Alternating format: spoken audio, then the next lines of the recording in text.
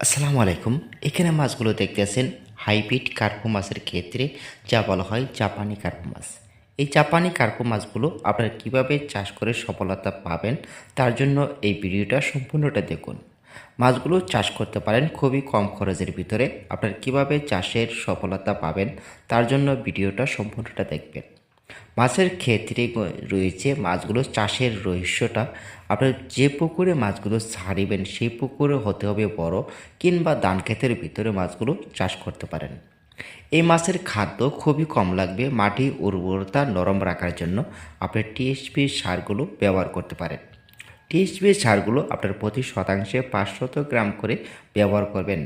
তার মাধ্যমে রয়েছে মাছগুলো সফলতা থাকবে 3 থেকে 4 মাসের ভিতরে বাজারজাত অনায়াসে। এখানে যে দেখতেছেন হাঙ্গারি জাপানি কার্পু মাছ, অতএব এই ধরনের মাছের সাথে একজভাবে চাষ করতে পারেন। একজ কিংবা আপনার অন্যান্য মাছের সাথে পাশাপাশি ব্যবহার করতে পারেন। এই সাইজের মাছগুলো আপনারা আমাদের কাছ থেকে সংগ্রহ করতে পারেন। আমাদের ডিসক্রিপশন বক্সের নাম্বার রয়েছে, অতএব স্ক্রিনে থাকা আপনারা নাম্বারে কল করতে পারেন। এই মাছগুলো রয়েছে 1 কেজিতে 2500 পিস হয়ে থাকে। মাছগুলো আমরা পার পিস হিসাবে বিক্রি করে থাকি।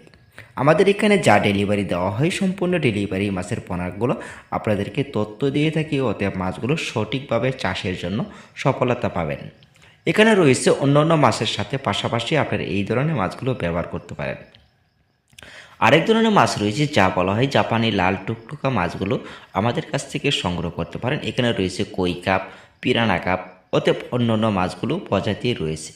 তার মাধ্যমে রয়েছে এরকম পানির মাধ্যমে যদি পানির কালার কিংবা গোলা থাকে কিন্তু সমস্যা নাই, মাছগুলো সবসময় কিনারে বিরাজ করবে। মাছগুলো দেখা গেছে আপনারা শৌখিনভাবে চাষ করতে পারেন। অতএব মাছের খাদ্যতে আপনার ব্যবহার করতে হবে খৈল কোরা। যত খাদ্য বেশি থাকবে অতএব ততই মাছগুলো সবসময় কিনারে থাকবে। অতএব মাছগুলো বিকালবেলা ঘুরে এবং কি সুন্দরভাবে থাকে। মাছগুলো দেখা গেছে কোয়ালিটিতে জন্য আপনার যদি ভালো লাগে অবশ্যই চ্যানেলটি সাবস্ক্রাইব করবেন। যদি মাছ চাষ করার আগ্রহ থাকে কমেন্টে জেনে নেবেন।